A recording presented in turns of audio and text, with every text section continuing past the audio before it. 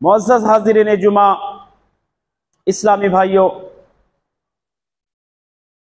हर किस्म की हम्द व सना, अज़मतों की किब्रियाई अल्लाह अज़्ज़ा व जल की लायक और सज़ावार है, जो इस कायनात और कायनात कुल का मुरब्बी व पालनहार है। बादहू ला कहाँ करोड़ा दरूद व सलाम हो अल्लाह के तमाम नबी व रसूल पर, बिलखुसूस अल्लाह के आखिरी नबी मदनी करीम जनाब मुहम्मदुर रसूलुल्लाह सल्लल्लाहु अलैहि वसल्लम पर। हज़रात गिरामी, अल्लाह से दुआ है कि बारे इलाहा हम तमाम मुसलमानों को सीरत सहाबा को सुनने की, समझने की और कुरान और सुन्नत की रोशनी में सही तरीके से दिफाए सहाबा बनने की तौफीक अनायत फरमाए। हजरात, इससे पहले नशिस्त के अंदर हमारी और आपकी गुफ्तगू का इख्तिताम शहादत अली बिन अबी तालिब रजी अल्लाह तआला अन्हु पर हुई थी कि जालिमों ने जिस तरीके से उमर बिन खत्ताब रजी अल्लाह तआला अन्हु को शहीद किया, उनके बाद उस्मान बिन अफ़्फ़ान को भी शहीद किया, उस्मान बिन अफ़्फ़ान के बाद अली बिन अबी तालिब रजी अल्लाह तआला अन्हु को भी शहीद कर डाला। हजरात, जमाने सहाबा में सहाबा के दरमियान जो इख्तिलाफात थे, जो उनकी आपसी नाइत्तिफाकियां, नाचाकियां थी, उन नाइत्तिफाकियों के मेन सबब क्या थे, उस पर मैं थोड़ा रोशनी डालना चाहता हूं। क्योंकि आज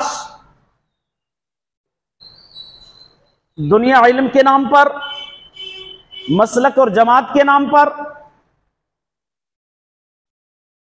सहाबा किराम रिज़वानुल्लाहि अलैहिम अजमईन की ज़ात के ताल्लुक से, उनके मामलात और उनके मसाइल के ताल्लुक से झूठी रवायात का सहारा लेकर के उनकी शख्सियतों को, उनकी पाकीज़ा हस्तियों को मजरूह करने की कोशिशें की जा रही हैं।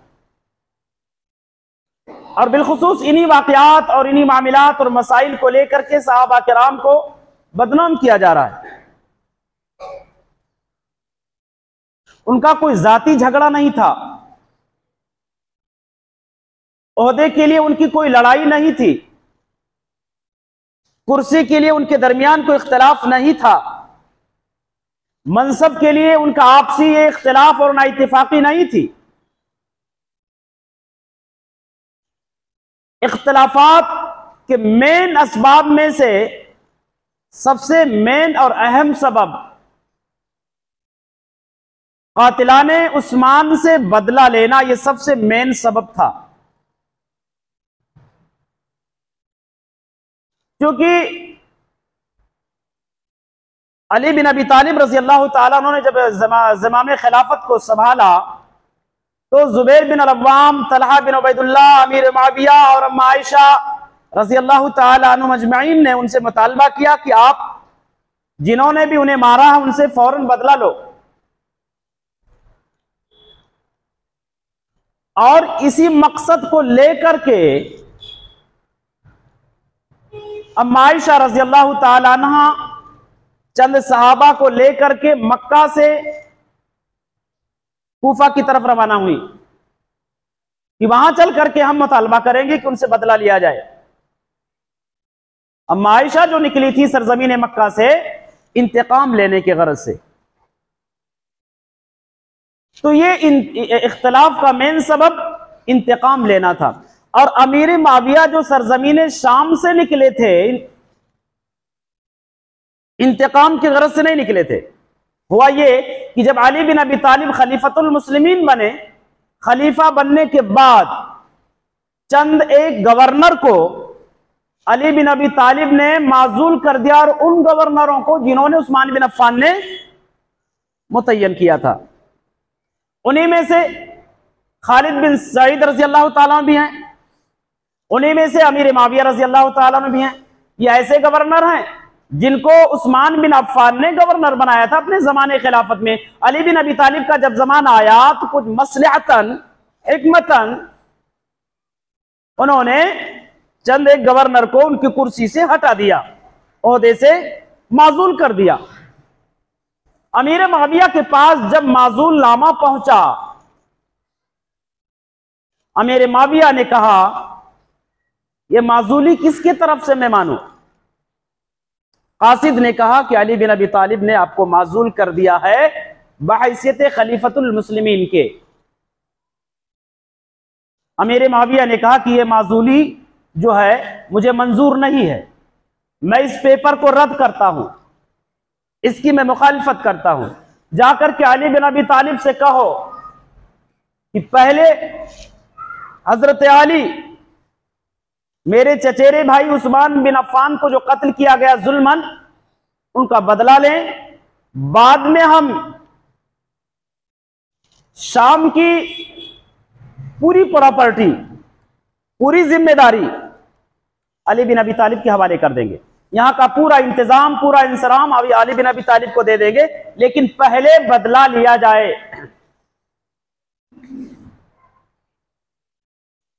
अली बिन अबी तालिब रजी अल्लाह ताला को जब ये पैगाम पहुंचा तो उन्होंने कहा कि अभी हालात दुरुस्त नहीं हैं, खिलाफत कमजोर है, जब तक ये मजबूत नहीं होगी तब तक बदला लेना मुमकिन नहीं है। क्योंकि ये उजड़ किस्म के लोग हैं, ये कूफा के, बसरा के, मिस्र के जितने भी क्रिमिनल और डेंजर्स थे सब एक साथ हो गए हैं। अब इनसे मुकाबला करना, इनसे जो बदला लेना बिल्कुल भी अभी मुनासिब नहीं है। अभी बदले के लिए उठेंगे तो ये चिंगारी, जो इख्तिलाफ की चिंगारी लगी हुई है, जो फितना फैला हुआ है, इस फितने की आग में, इसकी लपेट में पूरी उम्मत जल करके भस्म हो जाएगी। हालात बिल्कुल मुनासिब नहीं। तो इन दोनों लोगों के दरमियान की जो गुफ्तगू है अमीर माविया और अली बिन अबी तालिब, ये इस बात का पैगाम देती है कि इंतकाम का मुतालबा था। दोनों लोग इंतकाम के लिए राजी थे, लेकिन पहले हुकूमत को मजबूत किया जाए या इंतकाम लिया जाए, झगड़ा इस पर था। झगड़ा इस पर था। अली बिन अबी तालिब का कहना था बाद में बदला लेंगे, अमीर माविया का कहना था अभी बदला ले लो। खिलाफत का झगड़ा नहीं था, मनसब और ओहदे का झगड़ा नहीं था। अमीर माविया का कहना था अभी बदला लो। अली बिन अबी तालिब का कहना था कि जब हुकूमत खिलाफत मुस्तहकम हो जाएगी, मजबूत हो जाएगी, तब बदला लिया जाएगा। पता ये चला इनका इख्तिलाफ अव्वलियत और अफजलियत पर था, किसी जाती झगड़ा नहीं था या हुकूमत और खिलाफत का झगड़ा नहीं था। यानी अव्वलियत किसको दिया जाए, बयात को या इंतकाम को, झगड़ा इस पर था। तो बहरहाल इख्तिलाफ का मेन सबब कातिलाने उस्मान से इंतकाम लेना, बदला लेना, ये मेन सबब था सहाबा के दरमियान आपसी रंजिश का, आपसी इख्तिलाफात का। बाकी उनका कोई जाती मैटर नहीं था। अब अगर कोई जाहिल आदमी उनकी शख्सियत को मजरू कर रहा है कि नहीं उन्होंने मनसब के लिए लड़ाई लड़ी थी, अली से वो हुकूमत छीनना चाहते थे, खिलाफत लेना चाहते थे, और पहले की दुश्मनी का वो अपना क्या, पहले के जो इख्तिलाफात थे उसका दुश्मनी निकाल रहे थे, नऊज़ बिल्लाह। तो ये उन शख्सियतों पर इल्जाम लगाना है, ऐसा कोई मामला सही रवायात, सही हदीस के अंदर मौजूद नहीं है। जितनी भी रवायात हैं, वो रवायात ऐसी मिलती हैं जिन रवायात में उन शख्सियतों पर कीचड़ उछाला गया है, वो तमाम के तमाम रवायात झूठे, बातिल और बेबुनियाद और गढ़े हुए। अच्छा, जब दरमियाने सहाबा इख्तिलाफ बरपा हुआ नबी के जमाने के बाद, बिलखुसूस खिलाफत अली में, तो सहाबा किराम गालिबन 3 गिरोहों में मुनक़सिम हो गए। उन इख्तिलाफात के अय्याम में सहाबा 3 जमात में बटे। पहली जमात, पहली गिरोह तलहा बिन उबैदुल्लाह की थी, इसमें जुबैर बिन अल-अव्वाम और अम्मा आयशा ये मेन लोग थे। इनका कहना था बदला लिया जाए, जिन्होंने भी उस्मान बिन अफ्फान को कत्ल किया। दूसरी गिरोह अली बिन अबी तालिब का और उनके रफ़का का, जिनका कहना था बाद में इंतकाम लेंगे। और तीसरी गिरोह साद बिन अबी वक्कास रजी अल्लाह ताला अन्हु का। इनके साथ में अब्दुल्लाह इब्न उमर भी थे, अबू हुरैरा भी थे, और मोहम्मद बिन मुस्लिमा, अहनब बिन कैस, और इसी तरीके से उसामा बिन जैद, अबू बकर अस्सक़फ़ी जैसी बड़ी बड़ी शख्सियतें ये एक साथ में मौजूद थी। इस गिरोह का, इस तीसरी गिरोह का मानना यह था कि ना तो हम अम्मा आयशा के साथ रहेंगे, ना हम अली बिन अबी तालिब के साथ रहेंगे। इस तीसरी जमात ने सबसे बाइकाट, सबसे अलग होकर के जिंदगी गुजारना शुरू कर दिया कि हमें इस इख्तिलाफ में बिल्कुल भी नहीं पड़ना है। अहले सुन्नत वल जमात का मौक़िफ़ ये है कि ये तीसरी जो गिरोह थी यही मुकम्मल तौर से हक पर थी। तीसरी गिरोह जिन्होंने किसी का सपोर्ट नहीं किया, ना तो अम्मा आयशा का सपोर्ट किया, ना तो अली बिन अबी तालिब का सपोर्ट किया। ये तीन दोनों जमातों से, दोनों गिरोहों से अलग हट करके इन्होंने जिंदगी गुजारना शुरू कर दिया, किसी का सपोर्ट नहीं किया। अहले सुन्नत वल जमात का मौक़िफ़ ये है कि ये तीसरी गिरोह हक पर थी मुकम्मल तौर से। एक और अहम बात, इख्तिलाफात सहाबा को लेकर के हमें आपस में बहस करना, किसी को फौकियत देना, किसी की कमतरी जाहिर करना, किसी को कहना ये मुकम्मल हक पर थे। देखो हजरत अली बिन अबी तालिब रजी अल्लाह ताला अन्हु भी मुकम्मल तौर से हक पर नहीं थे, अमीर मुआविया रजी अल्लाह ताला अन्हु भी मुकम्मल तौर से हक पर नहीं थे। दोनों की आपसी गलत फहमियां थी, आपसी इज्तिहादात थे। जिन इज्तिहादात में उन्होंने गलती की, खता की, लेकिन अली बिन अबी तालिब रजी अल्लाह ताला अन्हु ये हक पर मुकम्मल नहीं थे, लेकिन हक से करीब थे। कुछ क्योंकि इनके साथ में कुछ ऐसे वाकयात और वारदात पेश आए जिन चीजों की पेशीन गोई अल्लाह के नबी ने की थी कि अल्लाह के नबी ने अपने जमाने में इरशाद फरमाया कि खारजियों को जो कत्ल करेंगे, मुसलमानों ही के दरमियान जब इख्तिलाफ होगा तो एक जमात निकलेगी जिसे खारजी कहा जाएगा, और जो गिरोह उस खारजी गिरोह को कत्ल करेगा वो हक से ज्यादा करीब होगा। अल्लाह के नबी ने यह नहीं कहा कि मुकम्मल हक पर होंगे। आज दुनिया कहती है हजरत अली मुकम्मल तौर से हक पर थे, नौज़ बिल्लाह, हक पर थे लेकिन हक से करीब थे, मुकम्मल हक पर नहीं थे। मुकम्मल हक पर अहले सुन्नत वल जमात का मौक़िफ़ ये है कि जिन्होंने उन इख्तिलाफात में किसी का साथ नहीं दिया वो पूरे तौर से हक पर थे, जिन्होंने उन इख्तिलाफात में हिस्सा लिया वो मुकम्मल हक पर नहीं थे बल्कि हक के करीब थे। बहरहाल ये तो असबाब इख्तिलाफात और मौक़िफ़े सहाबा थे। उन इख्तिलाफात को लेकर के हजरत अली बिन अबी तालिब रजी अल्लाह ताला अन्हु को शहीद होने के बाद में कूफियों ने हजरत हसन बिन अली रजी अल्लाह ताला अन्हु को अपना खलीफा बनाया। अली की शहादत के बाद रजी अल्लाह ताला वर्दा खलीफतुल मुस्लिमीन हसन बिन अली रजी अल्लाह ताला अन्हु बनाए गए। कूफा वालों ने उनको अपना खलीफा बना लिया। खलीफा बनने के बाद हजरत हसन बिन अली रजी अल्लाह ताला अन्हु फौरन एक लश्कर लेकर के बज़ाहिर अहले शाम से जंग के लिए निकल पड़े, लेकिन नीयत में इस्लाह करना था, नीयत में इस्लाह थी। आपकी नीयत का जो है इजहार इसलिए किया जाता है कि इस्लाह थी, क्योंकि आप जब एक लश्कर लेकर के निकले, उस लश्कर के जो कायद थे कैस बिन साद बिन उबादा जो सख्त थे, उनको आपने हटा करके उनके जगह पर अब्दुल्ला इब्न अब्बास रजी अल्लाह ताला अन्हु को कायद बना दिया, जो नरम दिल थे, जो नरम दिल थे।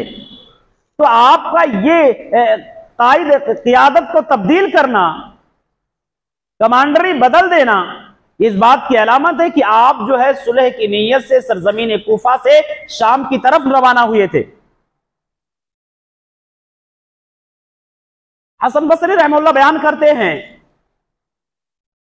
कि अमीर मुआविया रज़ी क्या नाम है अमर इब्न आस रज़ी अल्लाह ताला अन्हु ने अमीर मुआविया से कहा कि ऐ मुआविया, मैं एक ऐसी लश्कर देख रहा हूं जो लश्कर एक गलत इरादे से सरजमीन शाम की तरफ आ रहा है और उस वक्त तक वापस नहीं होगा जब तक कि उसका आखिरी दस्ता, आखिरी गिरोह मैदान जंग छोड़ करके न भागे, तब तक वापस नहीं हो सकता। अमीर मुआविया ने अमर इब्न आस से कहा, फिर ये बताओ, अगर इतनी बड़ी सोच लेकर के वो लोग आ रहे हैं तो ये शाम में जो मुसलमानों की औलाद है, इनकी रखवाली, इनकी देखभाल कौन करेगा? अमर इब्न आस ने कहा कि मैं जिम्मेदारी लेता उनको संभालने के लिए। अमीर मुआविया ने कहा कि नहीं, ऐसा नहीं, हमें जंग नहीं करना है। कुछ सहाबा ने मशवरा दिया कि एक काम करते चलते, जो लश्कर आ रहा है उससे चल करके कुछ बातें करते कि आप क्यों आ रहे हैं, क्या नीयत लेकर के आ रहे हैं। मुसन्नफ अब्दुल रज़्ज़ाक़ के अंदर एक रवायत मौजूद है, अल्लाह के नबी जनाब मोहम्मद रसूलुल्लाह सल्लल्लाहु अलैहि वसल्लम ने इरशाद फरमाया कि इन इब्न हाज़ा सय्यद वलअल्लाहु अन युस्लिहा बिही बैन फ़ियतैन अज़ीमतैन।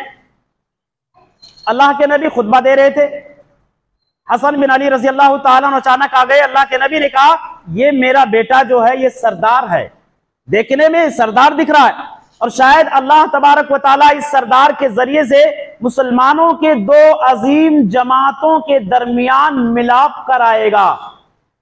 अल्लाह के नबी ने अपने जमाने में, अपनी हयात तय्यबा में ये बशारत, ये पेशीन गोई दे दी थी, और वो पेशीन गोई गालिबन सन 40 हिजरी में पूरी होने जा रही है। जो पेशीन गोई अल्लाह के नबी ने अपने जमाने में दी थी, वो पेशीन गोई सन 40 हिजरी में पूरी होने जा रही है। क्योंकि हसन बिन अली रजी अल्लाह तआला जब लश्कर लेकर सरजमीन शाम की तरफ निकले, अमीर मुआविया ने एक कोरे कागज पर नीचे बहैसियत अमीर के, बहैसियत अमीर के, गवर्नर के, आपने कोरे कागज पर नीचे सिग्नेचर किया, दस्तखत बनाया, और दस्तखत बनाने के बाद कासिद को वो कोरा कागज दिया, कहने लगा कि जाकर के हसन बिन अली से कह दो जो चाहते हैं इस कोरे कागज पर नोट कर दे, मेरे तरफ से इजाजत है, वो चीज उनको मिलके रहेगी।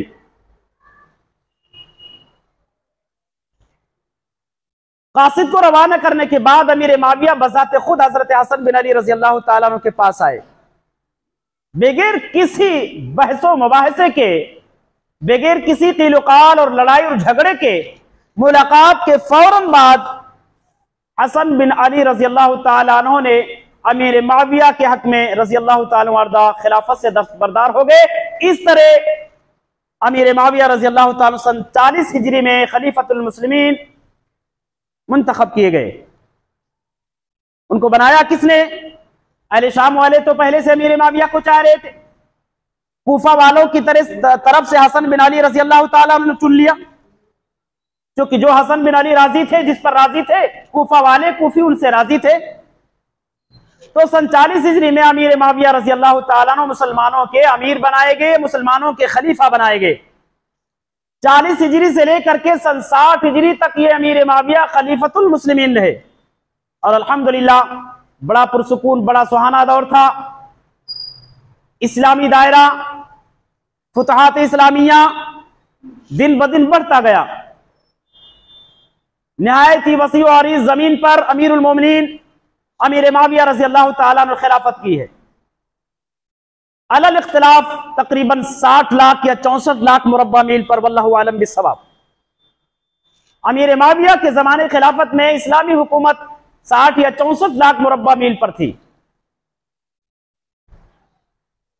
बहरहाल सन 49 हिजरी में हसन बिन अली रजी अल्लाह तआला अन्हु के इंतकाल के बाद, हसन बिन अली का इंतकाल अला इख्तिलाफ रवाया सन 49 हिजरी में हुआ। 49 हिजरी के बाद अमीर मुआविया ने 56 हिजरी में अपने साथियों को, वज़रा को बुलाया, उमरा को बुलाया, और बुलाने के बाद में ये तमाम तारीखी बातें आप अपने दिल की तख्तियों पर, अपने दिमाग पर नोट रखें, ताकि कोई जालिम इन नुफूसे कुदसिया पर इल्जामात आयद करे तो आप उसको जवाब दे सकें। जिन शख्सियतों को मजरूह किया जा रहा है, उन पर तरह तरह के इल्जामात आयद किए जा रहे हैं, उन्हें बदनाम किया जा रहा है, हालांकि किसी भी मुसलमान का, शेखुल इस्लाम अल्लामा इब्न तैमिय्या रहमहुल्लाह का कौल है, और ये कौल नोट कर लेना, कि अदना भी सहाबी के जात के बारे में उंगली उठाने से पहले एक मुसलमान को 1000 मर्तबा सोचना चाहिए। किसी बड़ी शख्सियत पर नहीं, सहाबा में से किसी मामूली शख्सियत पर, जिसको हम मामूली से मामूली समझते हैं, किसी मामूली सहाबी की जात पर उंगली उठाने से पहले 1000 मर्तबा सोचना चाहिए। क्योंकि जितने भी रवायात हैं, तारीख की जितनी किताबें हैं, मैंने बारहा यही कहा, वो तमाम की तमाम किताबें शिया मुअर्रिखीन ने नोट किए हैं। अब अगर दूसरी जमात वालों ने दूसरी जमात वालों ने तारीख की हिस्ट्री की कोई किताब लिखी है तो उन्हीं शियों की किताब से सहारा लेकर के, उन्हीं किताबों के मदद से उन्होंने तारीखें नोट की है दूसरी जमात के लोगों ने। इसलिए शियों के तारीखी किताबों पर इतना ज्यादा एतबार करके सहाबा किराम की जात पर उंगली उठाना बिल्कुल भी हमारे और आपके लिए जायज और मुनासिब नहीं है। बहरहाल सन 56 हिजरी में अमीर माविया रजी अल्लाह ताला अन्हु ने अपने तमाम वज़रा को, उमरा और रफ़क़ा को बुला करके उनको एक नसीहत की, एक वसीयत लिखवाई। वसीयत यह थी कि देखो, मेरे वफात के बाद में मेरे बेटे यजीद की खिलाफत की क्या नाम है बैअत करना आप लोग। अमीर माविया चूंकि ये मनसब खिलाफत पर फाइज थे, वहां बैठने के बाद कैसे कैसे फित्र, चूंकि जो उनके जासूसी तंजीम जो होती है हुकूमत के पास, है ना, उन जासूसों के जरिए जो रिपोर्ट हुकूमत को पहुंचाई जाती है, हुकूमत ज्यादा वाकिफ होती है कि हमारे मुल्क की हालत जो खुशहाली में है या बदहाली में है, हमारे मुल्क के हालात कैसे हैं, बनने वाले हैं या बिगड़ने वाले हैं, बनने के चांसेस कितने हैं, बिगड़ने के अंदेशे कितने हैं। इन तमाम चीजों से वाकफियत उस शख्सियत को होता है जो मनसब खिलाफत पर, जो हुकूमत की कुर्सी पर बैठा होता है, वो ज्यादा वाकिफ होता है। बहरहाल तो उस ओहदे के बुनियाद पर इन्हें जो खबरें मौसूल हुई, उन खबरों को मद्देनजर रखते हुए अमीर माविया ने अपने बेटे यजीद की खिलाफत की वसीयत की कि मेरे वफात के बाद यजीद की खिलाफत की बयात करना, और यह गालिबन सन 56 हिजरी का वाकया है। यहां पर अमीर माविया ने कुछ मिस्टेक किए। उन्होंने, उलमा ने जो यहां पर क्या नाम है हुक्म नाफिज किया है, उनकी गलतियों का, कि अमीर माविया से यहां कुछ गलतियां हुई। इन्होंने अपने गुज़िश्ता खुलफाए राशिदीन के सुन्नत से इन्होंने अदूल किया।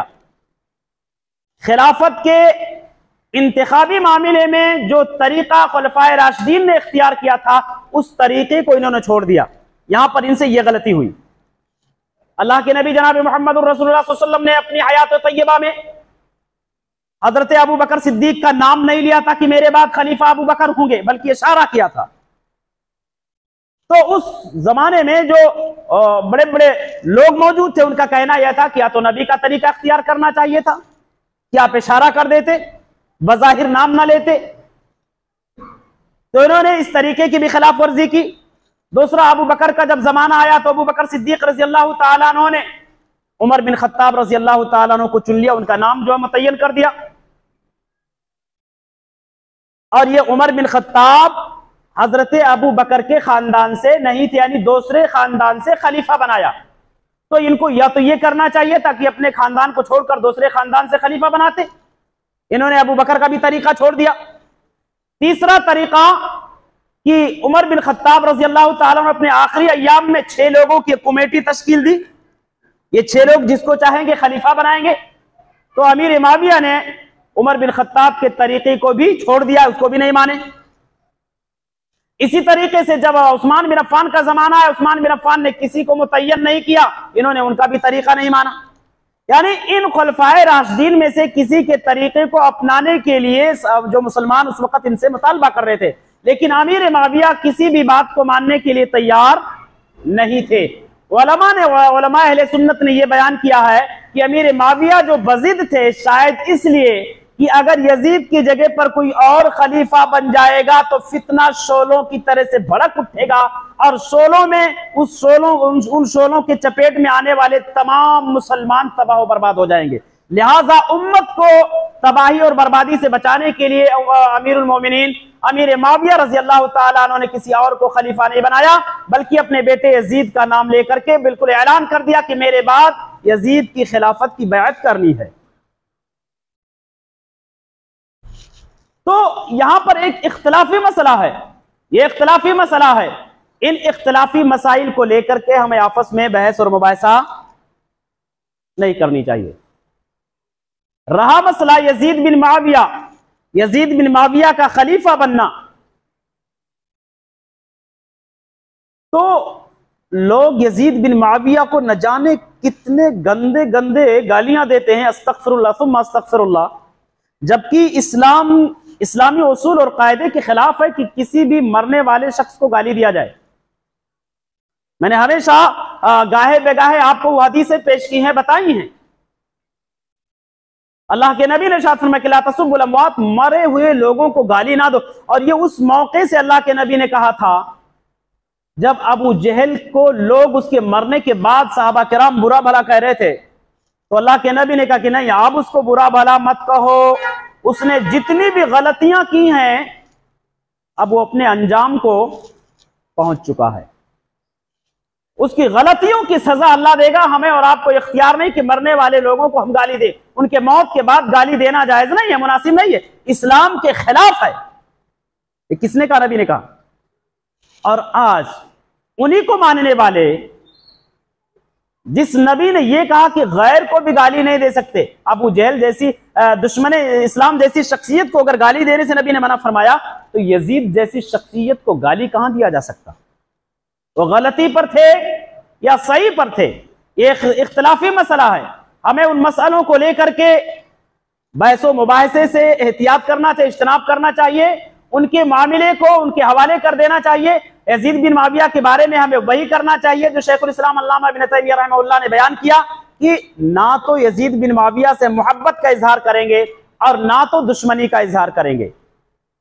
यजीद बिन मुआविया से ना तो मोहब्बत का इजहार करेंगे और ना तो दुश्मनी जाहिर करेंगे, उनका मामला अल्लाह के हवाले छोड़ देंगे। अब आइए इस पर डिस्कस करते हैं कि यजीद बिन मुआविया के किरदार कैसे थे। लोग उनको गालियां देते हैं, ये यजीद बिन मुआविया के दिफा में नहीं बल्कि हक के दिफा में है ना। खलीफा बनने के बाद में जब ये क्या नाम है यजीद बिन मुआविया खलीफतुल मुस्लिमीन बने, तो अब्दुल्ला बिन मुती नाम, ये क्या नाम है, हाफिज इब्न कसीर रहमहुल्लाह ने इस रवायत को अल बिदाया व निहाया के अंदर नकल किया है। हाफिज इब्न कसीर ने अपनी मायानाज किताब, तारीख की किताब अल बिदाया के अंदर इस रवायत को नकल किया है कि अब्दुल्ला बिन मुती अपने चंद साथियों को लेकर के कहा है मोहम्मद बिन अली बिन अबी तालिब रजी अल्लाह ताला के पास। मोहम्मद बिन अली बिन अबी तालिब यानी हजरत अली के बेटे मोहम्मद के पास में आए। कौन? अब्दुल्ला बिन मुती अपने चंद साथियों को लेकर। मोहम्मद बिन अली कौन है? हजरत अली बिन अबी तालिब के लड़के हैं रजी अल्लाह ताला अन्हु।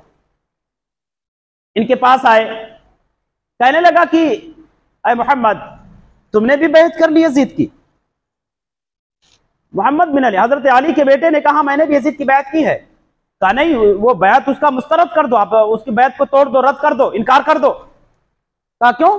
अरे कहा वो शराबी आदमी है, वो चोर है, लुच्चा है, लफंगा है, वो जुआरी कबाबी है, वो फासिक आदमी, अच्छा आदमी थोड़ो है।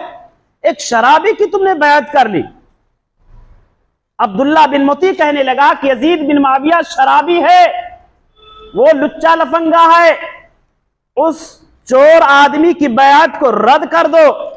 मोहम्मद बिन अली ने जवाब दिया, हजरत अली के बेटे ने जवाब दिया, हजरत अली के बेटे ने, मोहम्मद ने जवाब दिया, जो बातें तुम कह रहे हो ना, ये इल्जाम है उस शख्सियत पर। कहा कैसे इल्जाम? कहा मैंने मुलाकात की है, मैंने यजीद बिन मुआविया से मुलाकात की, उसके पास में जाकर के रहा हूं, रात गुजारा हूं, उसकी सोहबत का शरफ मुझे मिला है। मैंने उसको नमाजी पाया है, तहज्जुद गुजार पाया है, दीन का पाबंद पाया है, शरीयत का पाबंद पाया है, सुन्नत का मतलाशी पाया है, और उसको लुच्चा लफंगा बोल रहे हो। अब्दुल्ला बिन मुती कहने लगा कि शायद तुमको दिखाने के लिए उसने ऐसा किया। मोहम्मद बिन अली कहने लगे अल्लाह अकबर, जहालत की हद होगी। बताओ, एक अमीर आदमी, खलीफतुल मुस्लिमीन, एक प्रधानमंत्री, एक मामूली आदमी के डर से और अच्छा काम करने लगे। भला उसको मुझसे क्या डर थी या कौन सी लालच थी कि मुझे दिखाने के लिए वो नमाजें पढ़ने लगा था? मोहम्मद बिन अली ने कहा ठीक है, तुम जो बातें कह रहे हो, क्या तुमने कभी देखा उसको चोरी करते हुए, शराब पीते हुए, जना करते हुए, कभी गलत काम करते देखा? अब्दुल्ला बिन मुती ने कहा कि देखो भाई, मैंने देखा तो नहीं लेकिन सुना हूं। इस्लाम कहता है कुल हातू बुरहानकुम इन कुंतुम सादिकीन, जो बातें कर रहे हो, कह रहे हो, उस पर दलील पेश करो, सबूत दो। तुम्हारी बातों पर अगर सबूत है तो बात मानी जाएगी, और सबूत नहीं है, हमने उनसे सुना है, उन्होंने किससे सुना, तहकीक करो। ये जो सुनने वाली जो चैन है, ये जो लड़ी जंजीर है ना, उसकी आखिरी कड़ी तक पहुंचिए, इसको कहते तहकीक करना। मोहम्मद बिन अली ने कहा, क्या तुमने देखा? कहा नहीं। कहा मैंने सुना है। काफिर मजहब इस्लाम ऐसी सुनी सुनाई खबरों की कोई अहमियत नहीं देता है। बहरहाल, तो ये अब्दुल्ला बिन मुती और मोहम्मद बिन अली के दरमियान जो चंद बहस हुए हैं, इस बहस से ये साफ जाहिर होता है कि यजीद बिन मुआविया ना तो फासिक थे, ना तो फाजिर थे, ना तो मुशरिक थे, ना तो काफिर थे, ना तो लुच्चे और लफंगे थे, ना तो चोर थे, ना तो और किसी जुर्म के मुर्तकिब थे। कोई जुर्म इनके अंदर नहीं था। जो जराइम इन पर जो है थोपे जा रहे हैं, जो इल्जामात इन पर लगाए जा रहे हैं, ऐसे कोई जराइम इनके जात से सादिर नहीं हुए थे। ये सारी चीजें इल्जामात है। अगर यह आदमी मुजरिम होता तो हजरत अली के बेटे इनकी तारीफ नहीं करते। उनके सगे भाई को शहीद किया गया, सगे भाई को, और सगा भाई यजीद बिन मुआविया की तारीफ करता अगर वो गलत आदमी होता, नऊज़ बिल्लाह। वो डरते थे क्या? वो अपनी जान को बचाने के लिए झूठ भी बोलते थे क्या? नऊज़ बिल्लाह, ऐसा हो ही नहीं सकता। बहरहाल, यजीद बिन मुआविया की खिलाफत की जब बैअत क्या नाम है लोगों ने कर डाली, तो हजरत हुसैन बिन अली रजी अल्लाह तआला अन्हु और इसी तरीके से अब्दुल्ला इब्न जुबैर रजी अल्लाह तआला अन्हु, इन लोगों ने बैअत नहीं की। इनसे जब बैअत का मुतालबा किया गया कि आप भी बैअत कर लो, इन्होंने कहा बाद में देखेंगे, और बाद में देखने से पहले इन्होंने मदीना को छोड़ करके मक्का चले गए। हजरत हुसैन बिन अली, अब्दुल्ला बिन जुबैर रजी अल्लाह तआला सरजमीन, जब मक्का में पहुंचे तो सरजमीन कूफा से इनको बहकाने के लिए, इन्हें वरगलाने के लिए खतो किताबत शुरू हो गए। कूफियों ने जो कभी भी किसी के साथ वफादारी नहीं की, ना तो हजरत हुसैन के साथ वफादारी की, ना हसन के साथ वफादारी की, ना हजरत अली के साथ वफादारी की, ना उस्मान बिन अफ्फान के साथ वफादारी की। उन्होंने, उन जालिमों ने किसी के साथ, उनकी फितरत में वफादारी किसी ने देखी ही नहीं है। खतो किताबत शुरू किया, हजरत हुसैन के पास खत भेजने लगे, भाई आप हमारे कूफा में आ जाए, हम आपको अपना इमाम मानते हैं, आपकी बैत को हम आपके हाथ पर बैत करेंगे, हम अमीर मुआविया की, यजीद बिन मुआविया की बैत से हम राजी नहीं, हमने बैत नहीं की है। हालांकि कूफी हजरत अली के बैत से भी राजी नहीं थे। इन्हीं के प्लान से हजरत अली रजी अल्लाह तआला को शहीद किया गया, और इन्होंने ही खतो किताबत के जरिए हजरत हुसैन बिन अली को मक्का से कहां कूफा की तरफ मदऊ किया। हकीकत हाल का जायजा लेने के लिए हुसैन बिन अली रजी अल्लाह तआला चचेरे भाई हजरत मुस्लिम बिन अकील को कहां सरजमीन कूफा भेजा कि जाकर के देखो ये लोग सच कह रहे झूठ कह रहे। मक्का से उनके चचेरे भाई मुस्लिम बिन अकील जब कूफा आए, हालात का जायजा लिया, अहले कूफा को जांचा परखा, उसके बाद में उन्हें यकीन हो गया कि नहीं, ये कूफा वाले जो हैं सच में हजरत हुसैन को अपना इमाम तस्लीम कर रहे हैं। हजरत हानी के घर पे बैठ गए और कहा ठीक है, अगर उनको अपना इमाम मानते चलो बैत कर लो। तमाम कूफा वालों ने हजरत हुसैन की बैत मुस्लिम बिन अकील के हाथों पर कर ली। उस वक्त सरजमीन कूफा के गवर्नर नुमान बिन बशीर रजी अल्लाह तआला अन्हु थे। उन तक जब खबरें पहुंचाई गई कि कूफा में हुसैन बिन अली की खिलाफत की बैत शुरू है, उन्होंने चश्मपोशी की, नजरअंदाज कर दिया, इन खबरों की कोई अहमियत नहीं दिया। ये बातें यजीद बिन मुआविया के पास सरजमीन शाम में पहुंचाई गई कि ऐसा ऐसा कूफा में चल रहा है। ये खबर जब शाम में पहुंची तो यजीद बिन मुआविया ने फौरन नुमान बिन बशीर को माजूल करके उबैदुल्लाह बिन ज़ियाद को कूफा का गवर्नर बना दिया। उबैदुल्लाह बिन ज़ियाद रात की तारीकी में कूफा में दाखिल हुआ, अपने चेहरे को ढाक करके, कपड़े से छिपा करके। लोग ये समझ रहे थे कि हजरत हुसैन कूफा में आ गए हैं। हजरत हुसैन समझ करके सलाम करते और सलाम का जवाब उसी अंदाज में देते कि हजरत हुसैन किससे जो है सलाम कर रहे हैं, जवाब भी उनको दे रहे। वो ये नहीं समझ रहे थे कि उबैदुल्लाह बिन ज़ियाद है। उबैदुल्लाह बिन ज़ियाद ने जब हालात का जायजा लिया तो बिल्कुल घबरा गया। इसने देखा कि हालात बहुत संगीन है, फौरन ये अपने जो है अपने घर गया। वहां जाने के बाद में अपने एक गुलाम जिसका नाम अकील था फौरन कूफा में भेजा कि अब जाकर के पता लगाओ ये जो बयात हो रही है इसके पीछे हाथ किसका है, मास्टर माइंड कौन है, मेन आदमी कौन है, उसका पता लगाओ। अकील लानी गुलाम जब आया कूफा की गलियों में तकरीबन 3 दिन तक भटकता रहा, कहता रहा कि मैं क्या नाम है, बसरा से मेरा ताल्लुक है और मैं हुसैन बिन अली की बैत के लिए आया हूं, मैं कुछ पैसे भी मदद के लिए ले आया हूं, मेरी रहनुमाई कर दो। लोगों ने हजरत हानी के घर का पता दे दिया कि उनके घर पर जाओ, हजरत अकील वहां मौजूद हैं, मुस्लिम बिन अकील वहां मौजूद है, उनके हाथ पर बैत कर लो। ये जालिम गया, बैत भी किया, 3000 दीनार से ताउन भी किया, मदद भी किया। उसके बाद उबैदुल्लाह बिन ज़ियाद के पास जाकर के पूरा वाकया बता दिया कि मेन कौन है इसमें, मास्टरमाइंड कौन है, बैत किसके घर पर हो रही है, किसके हाथ पर बैत हो रही है, बैत किसके लिए हो रही है। खबरें मौसूल होने के बाद उबैदुल्लाह बिन ज़ियाद ने हजरत हानी को बुलवाया, कहा ये बताओ क्या चल रहा है मेरे पीछे। कुछ भी नहीं कहा, कुछ भी नहीं। अरे कहा हुसैन की बैत हो रही तुम्हारे घर पे, कहा नहीं। अपने गुलाम अकील को बुलाया, कहा कि अब बताओ।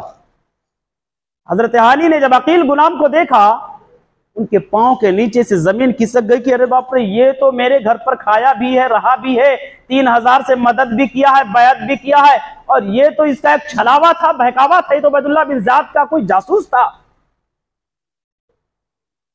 अकील ने कहा कि सब कुछ बता दो। कहा अगरचे तूने खबर दे दी है लेकिन फिर भी मैं नहीं बताऊंगा। उबैदुल्लाह बिन ज़ियाद ने हजरत हानी को मारा पीटा, जेल में डाल दिया और तकरीबन 4000 लोगों को भेज करके मुहासरा भी करवा लिया। हजरत मुस्लिम बिन हानी जो थे ये दिफा करते रहे, इनके साथ में भी तकरीबन 4000 से जायद कूफी थे और कूफियों के बलबूते ये क्या नाम है निकले थे। सुबह से लेकर के शाम तक, मगरिब से पहले पहले मुस्लिम बिन अकील की हालत हो गई कि तने तनहा कूफा की गलियों में बेयारो मददगार भटकने लगे।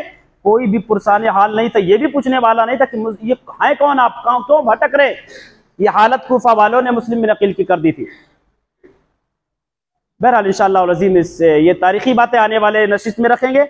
अल्लाह से दुआ करते हैं कि बारे इलाहा हमें और आपको सीरत सहाबा को सुनने की, समझने की और सही तारीख को समझने की, और उसके अंदर जो भी खामियां, जो भी गलतियां हैं, उन गलतियों की सही इस्लाह की हमें और आपको तौफीक इनायत फरमाए। आमीन। बारकल्लाहु लना व लकुम फिल कुरानिल अज़ीम व नफ़अनी व इय्याकुम बिल आयाति व ज़िक्रिल हकीम व तआला जवादुन करीम व मलकुम बर्रऊफुर रहीम।